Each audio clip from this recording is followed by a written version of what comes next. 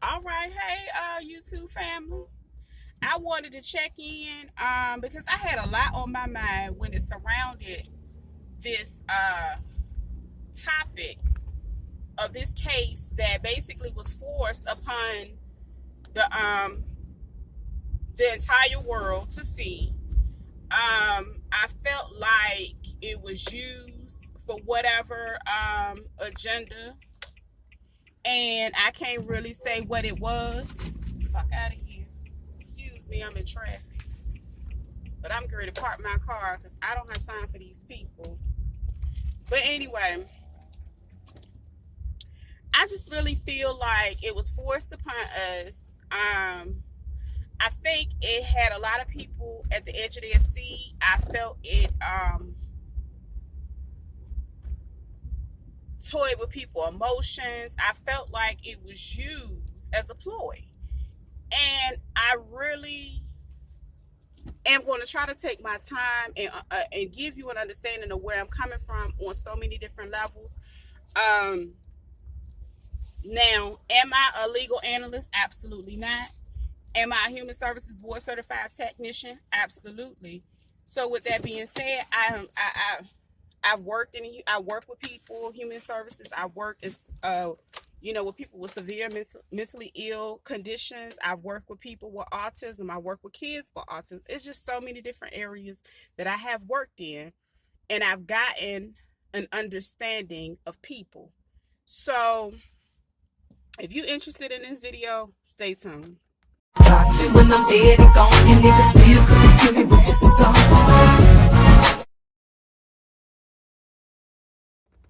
So again, I would like to introduce myself. My name is Mika Ray. I am known as Thrifty Virgo Lefty. I am the creator of Beautiful Bonnet Babes. If you're interested in any of that, I can be found. My website is beautifulbonnetbabes.etsy.com. But anyway, I just want to get into this case. So I look at this again in so many different ways. As a mother, I have two beautiful young men. My oldest son is 20. Oh, how old is he? I'm getting old. He's 24. He'll be 25. No, he's 25. Yeah, he's 25. That's horrible. My other son is 19. Yeah, he'll be 20 soon. And it's near and dear to my heart because I know what it's like to have to, the struggles that you go through behind the scenes with having young African American sons in the education system, any kind of legal system. So I feel like it's a lot that a lot of women go through and a lot of families go through tragically. And unfortunately, this is a situation that's been going on for centuries. Like, if you really think about it, and the mishandling of certain situations when it comes to any person of color.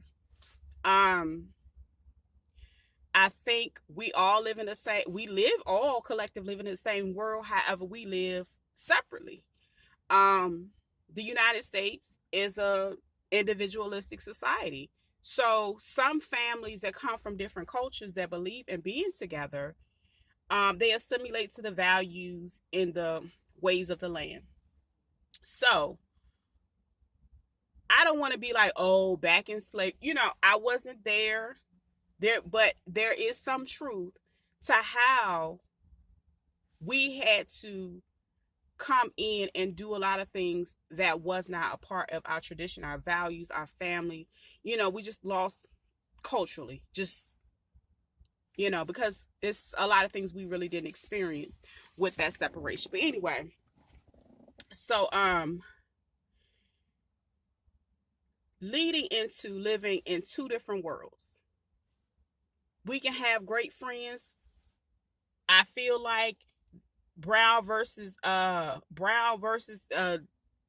education was a great introduction to integrating us into the school systems. We were able to get great, better education. We were able to go to different communities, experience different styles of education. I think until I was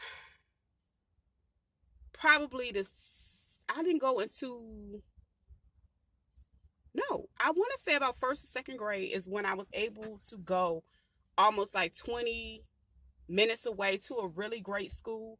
I really do think that was very important to my educational needs because um and let's be honest, in certain areas, Title I schools, it's not much that's taught. Um, it's not a lot of hope there. But anywho, moving into two different worlds. We can go to school together, we can be together. However, there's still different levels of power, levels of people that really do not live and integrate their lives. Like I had a lot of great friends from different ethnicities. Once we left high school, we weren't friends no more because we were off on different paths. I went on my path, they went on their path. And I'm not saying it's a bad thing, but what I'm saying is we didn't know one another anymore. Um, can you say that this was always a pre-existing thing or pre-planned thing between your friend and you? No, this just is the way the society is set up. So, um, going into when I was younger and hearing stories about my brother's friends being dying in the custody of police is a common thing. That was what I was a teenager then. That was about 25 years ago or so. It still goes on. And it's a disgusting thing because I don't understand the systematic racism. Well, I understand it because it's used to oppress people and keep them where they are. The Richard, all that political stuff, I'm not going to get into over here. Okay. Because one thing I don't talk about, I don't really get into politics too much. And it's a lot of things I don't really like to discuss with everybody because people, you see a whole different side of people. Woo, woo, woo, woo. Anyway, so I had a story of a young man that allegedly, he was an adult, allegedly swallowed drugs in the custody and he suffocated, he died. That was the story that was told.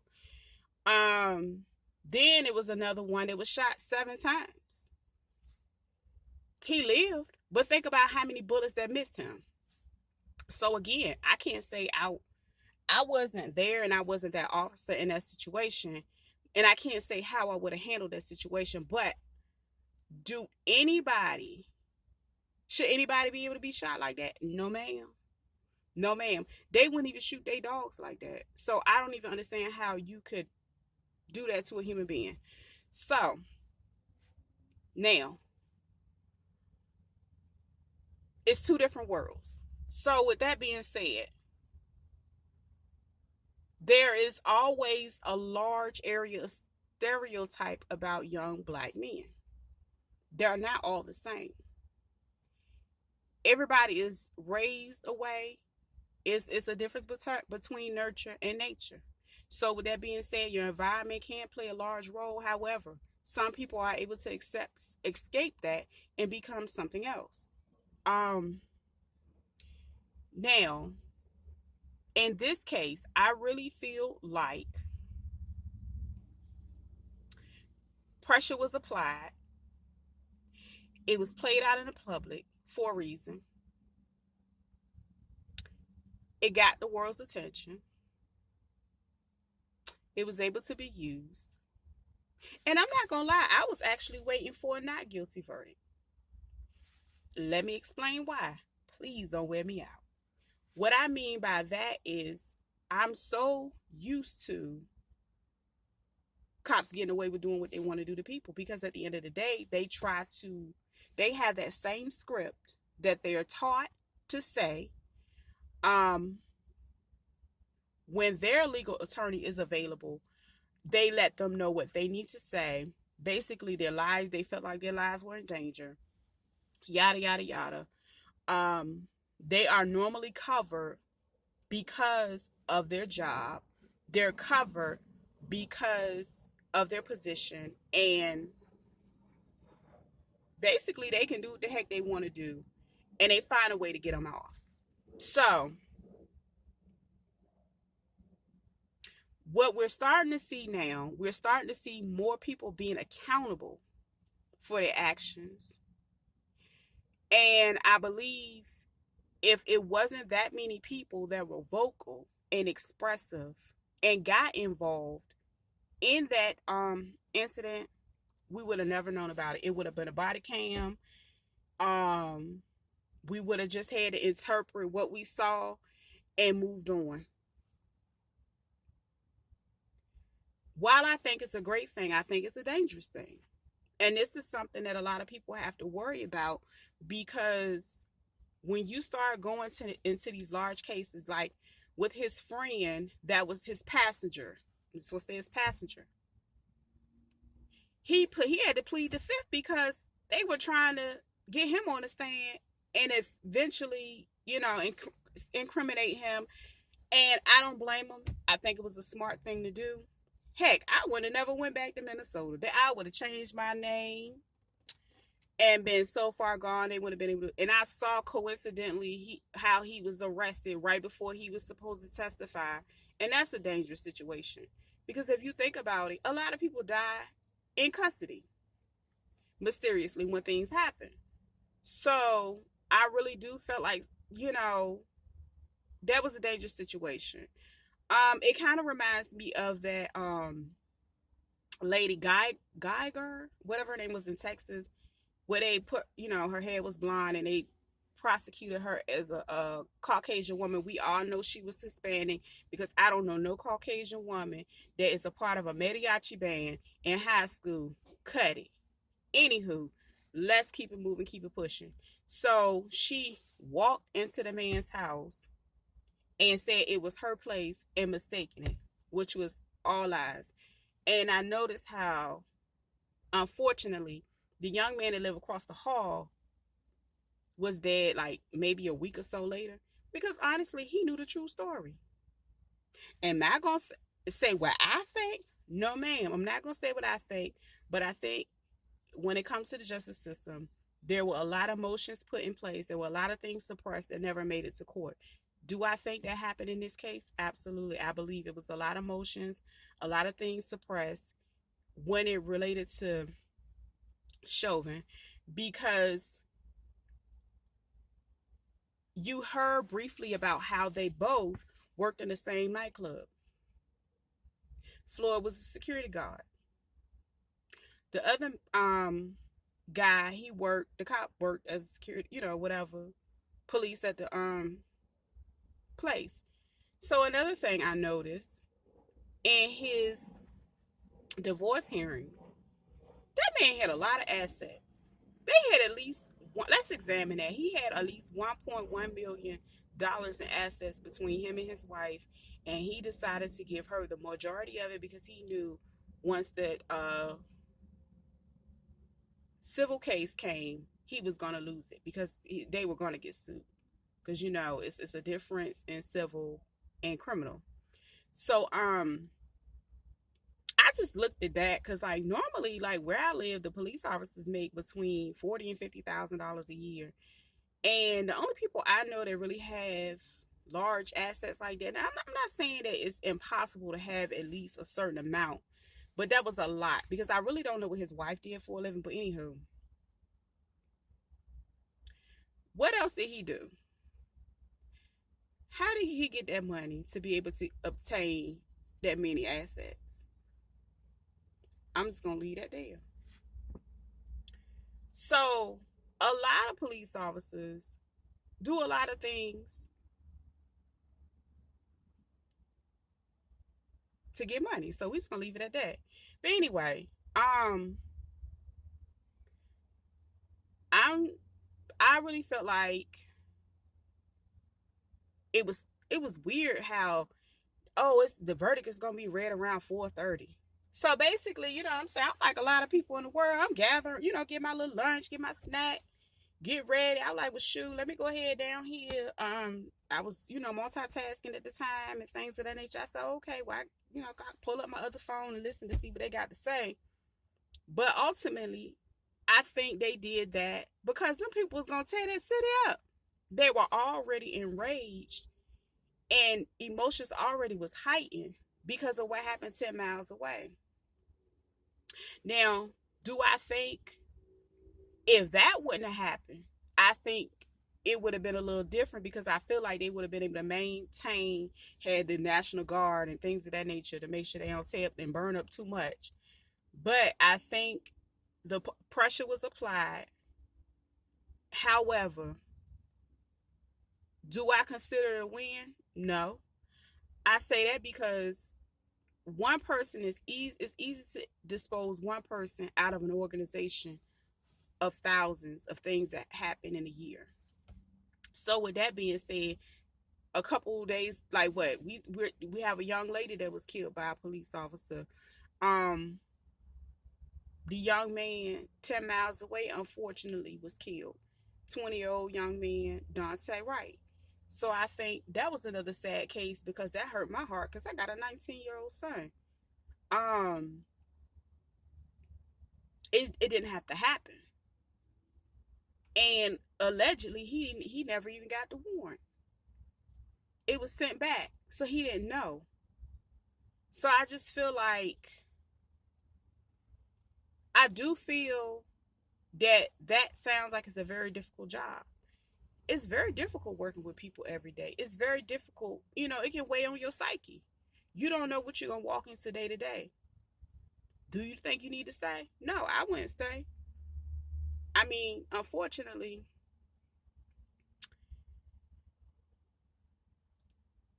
in a nutshell, I believe that this could be a calm before a storm because I do feel like it's going to be it could possibly be overturned because it's been at least two times that they try to go for a mistrial. And I really think that they're going to try to take it to the Supreme Court and have it overturned. Now, that's similar to the other lady I was talking about in Texas that walked in to kill that unarmed black man in his apartment, but she acted like it was hers, and it was no indication. If anything, the door was cracked because she didn't use a card to get in here. She was on a whole nother floor, all that stuff. They were working vigorously, like within what, a couple months to have hers overturned or have her time shortened because she had got 10 years. Now we have people waiting for 8 weeks to see what this man is going to be charged with. I'm not going to wait because I have to check out and I have to really think outside of the box. I really feel like because of the civil part, I think that he probably won't be in there that long. Do I think it's unfortunate? Absolutely. Do I believe in the justice system? Nope. What is justice? I've sat with parents that have lost their children and kept talking about getting justice for myself. Justice. How can you get justice for your son and he gone? It's just a hyped up term. If anything, I would say accountability. More police do need to be accountable for their actions. More need to stop being so judgmental. It's a lot of things that's going on. And I'm not even gonna lie, it's so many people. The world's so messed up right now. It's every race on the corner panhandling. It's every race at the corner store that need money and need to make it back. Make ends meet. That need food. Love, understanding, and compassion is the only thing that's gonna see us through. I have seen a shift in a lot of different areas, you know, um, as far as different things that are going on. Because, in Virginia Beach, the young man was shot.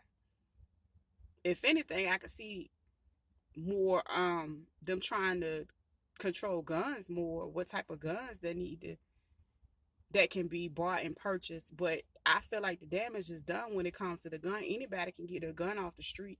Any child can get a gun off the street. They round here altering serial numbers and all of that stuff. So I just don't. I mean, you put the guns in the communities, you put the drugs in the communities, and now you around here acting like you're trying to take it out. No, we have to be accountable for what we are a part of. We have to get back to building our communities. We have to get back to being entrepreneurs, building, helping one another build. There are different cultures that sit there and they can sit, it could be five family members that have ambitions. One want a laundromat, one want a restaurant, one wants something else. They will sit there and grind and help that one person get to that point. Then they take that $10,000 and they let that other person go get their laundromat. And then after that person make that money, then they move on. We don't do that no more because so many people are competing with one another. So many people are, just envious and cruel. So, do I think, it's so many people had so many say, oh, I'm, this person here, that person here. We live in a whole nother day and time. I think people need to cut the TV off and need to have conversations. I think they need to turn social media off and have conversations. Um, all this social distancing has messed a lot of people up. I think a lot of people are still trying to regroup from it. And ultimately, I think collectively as people, we need to have a little bit more compassion for one another. Um, get back to the real definition of human services. People teaching people how to fish instead of crippling them with systematic things such as food stamps, public housing. That's crippling people. That don't help people. And then you get them out here and you discriminate them from different markets. You don't teach them how to invest their money. You don't teach them how, when these a lot of kids go through the public school systems, they don't learn how to do certain things. They don't learn how to open accounts. They don't learn how to invest their money. They don't learn stock. They don't learn that kind of stuff. And not only that, a lot of these people were taught so long ago, by the time they're a certain age, they have money set up. They can stay with their parents longer until they 21, 22 years old and save $20,000 down on their dream home or $20,000 for their corporation, their LLC, and things of that nature. Um, I'm going a little far left, but ultimately, I do think this is another case of excessive force that unfortunately a lot of people experience on a regular basis. Um, it's nothing that can bring him back. However, it's things that we can do to help our children where they are. I'm going to go because I got a couple things I need to go do. But I thank you so much for tuning in. And I pray this is not the last time we have this discussion. Y'all let me know what y'all think. I'll be back.